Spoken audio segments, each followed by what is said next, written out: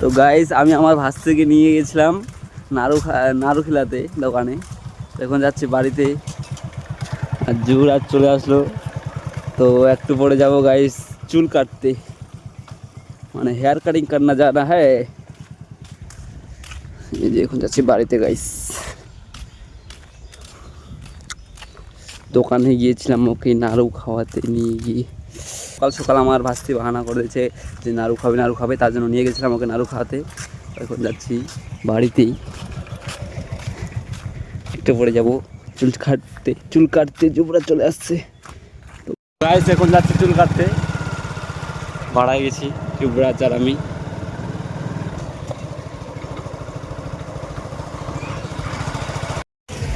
তো গাইস চলে আসছি যেখানে আসার কথা ছিল, মানে চুল কাটতে দোকানে চলে আসছি।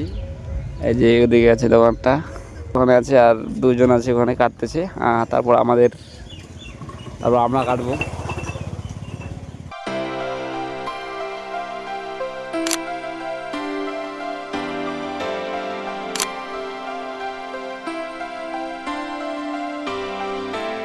ফাইনালি গাইস চুল ছাটা হয়ে গেল যুবরাজের।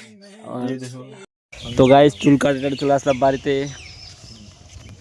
যে যুবরাজ চলে যাবে এখন বাড়িতে, আমি চলে যাবো বাড়িতে।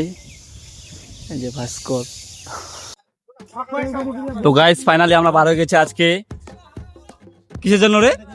মিছিলের জন্য। আজকে মিছিল বিজেপি জিতার উপলক্ষে আজকে মিছিল চলছে, তো মিছিলের জন্য বার হয়ে গেছি।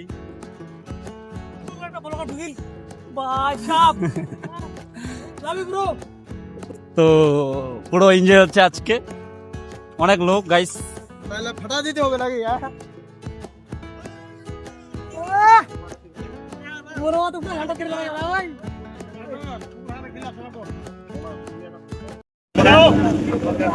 তো গাইস এই যে চলে আসছি মিছিল করতে।